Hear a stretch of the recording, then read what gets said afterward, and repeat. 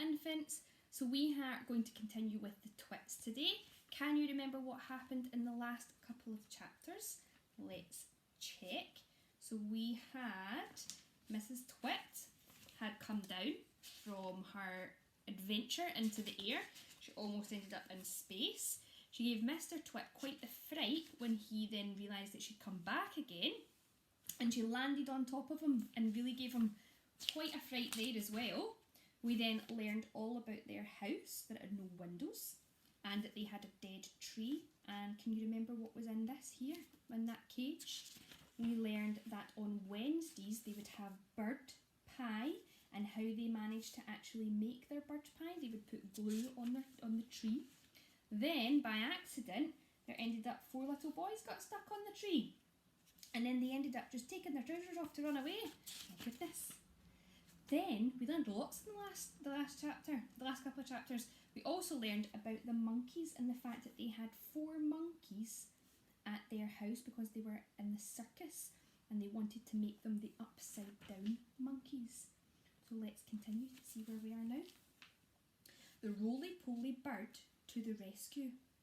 Mugglewump and his family longed to escape from the cage that Mr. Twit's garden and go back to the African jungle where they had come from. They hated Mr. and Mr. Twit for making their lives so miserable. They also hated them for what they did to the birds every Tuesday and Wednesday. "Fly away, birds," they used to shout, jumping about in the cage and waving their arms. "Don't sit on the big dead tree. It's just been smeared over with sticky glue. Go and sit somewhere else." But these were English birds, and they couldn't understand the weird African language the monkeys spoke. So they took no notice and went on using the big dead tree and getting caught for Mrs. Twit's bird pie.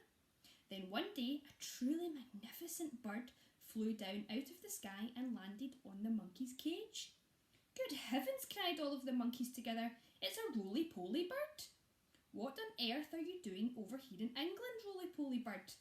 Like the monkeys, the roly-poly bird came from Africa and he spoke the same language as they did. "I've come for a holiday," said the roly-poly bird. "I like to travel." He fluffed his marvellous coloured feathers and looked down rather grandly at the monkeys. "For most people," he went on, "flying away on holiday is very expensive, but I can fly anywhere in the world for nothing." "Do you know how to talk to these English birds?" Mugglewump asked him. "Of course I do," said Roly-Poly Bird. It's no good going on a country where you don't know your language." "What?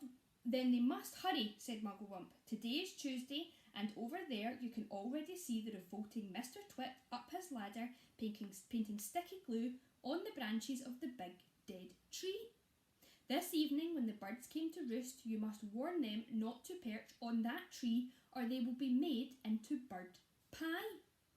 That evening the roly-poly bird flew round and round the big red tree singing out, "There's sticky stick all over the tree. If you land on the branches you'll never go free. So fly away, stay up high, or you'll finish up tomorrow in a hot bird pie." Oh, he must be warning all of the other birds off.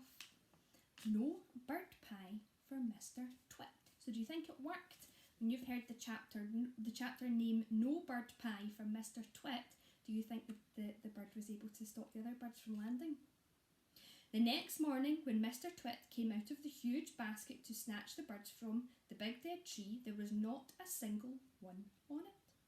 They were all sitting on top of the monkey cage.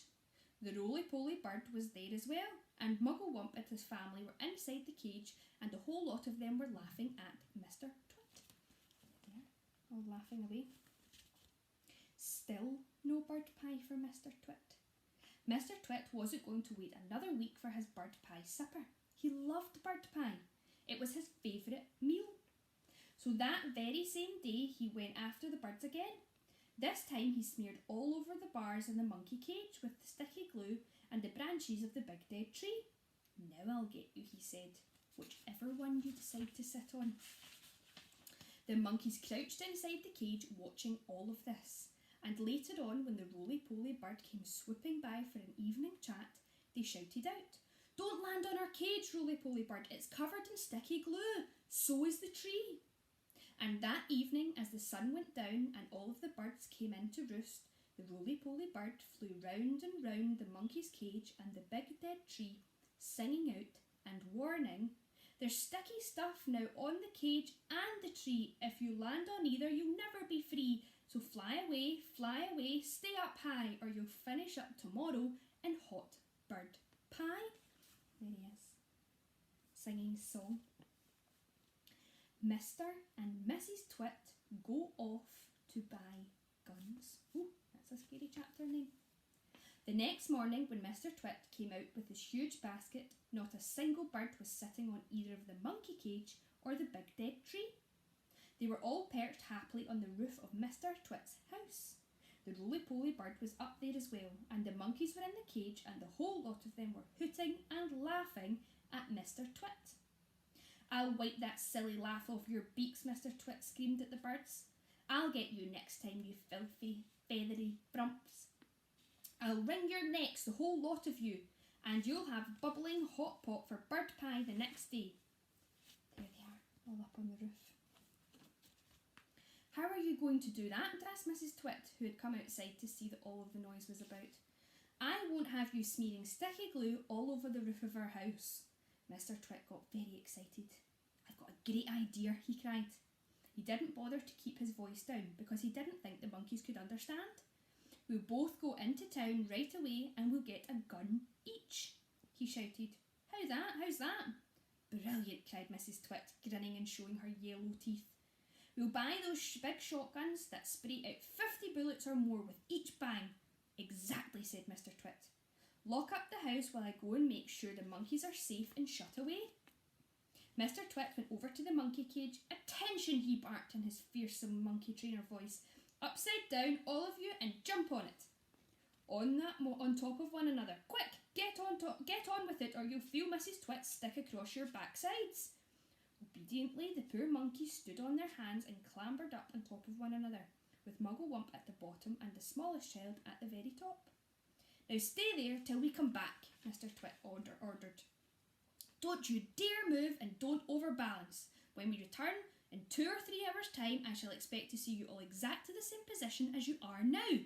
Do you understand?" With that, Mr. Twit marched away. Mrs. Twit went with him, and the monkeys were left alone with the birds. There they are, upside down, on top of one another. Doesn't look very comfortable. Mugglewump has an idea.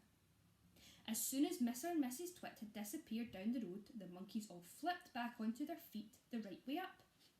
"Quick, get the key," Mugglewump called from out of Roly-Poly's bird, who was still sitting on the roof of the house. "What key?" shouted Roly-Poly bird. "The key to the door of our cage," cried Mugglewump. "It's hanging on the nail in the workshed. That's where he always puts it." The Roly-Poly bird flew down and came back with the key in its beak. Mugglewump reached a hand through the bars of the cage and took the key. He took it out and He took it in the lock and turned it. The door opened. All 4 monkeys leapt out together. "We're free!" cried the little monkeys. "Where shall we go, Dad? Where shall we hide?" "Don't get excited," said Mugglewump. "Calm down, everybody. Before we escape from this beastly place, we have one very important thing to do." What do you think they're going to do? "What?" they asked him. "We're going to turn those terrible twits upside down." "We're going to what?" they cried. "You must be joking, Dad." "I'm not joking," Mugglewump said. "We're going to turn both Mr. and Mrs. Twit upside down with their legs in the air." "Don't be ridiculous." "How can we possibly turn those maggoty old monsters upside down?" We can, cried Mugglewump. "We are going to make them stand on their heads for hours and hours. Perhaps forever. Let them see how it feels for a change."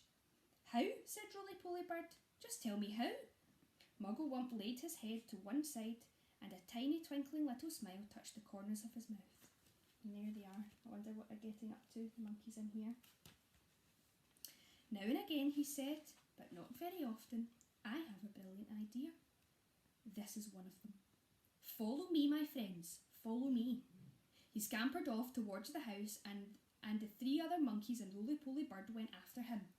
"Buckets and paintbrushes," cried Mugglewump. "That's exactly what we need next."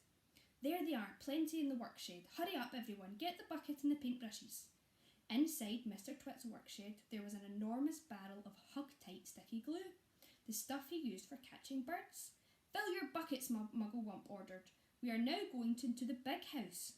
Mrs. Twit had hidden the key to the front door under the mat, and Mugglewump had seen her doing it, so it was easy for them to get in. In they went, all 4 monkeys with their buckets of sticky glue. Then came the roly-poly bird flying in after them, with a bucket in his beak and a brush in his claw. What do you think they're going to do? I will leave it there, and we'll get the next chapters in the next video. But what do you think they're going to do with the sticky glue? How do you think they're going to turn Mr. and Mrs. Twit upside down? We'll read them on to find in the next chapters.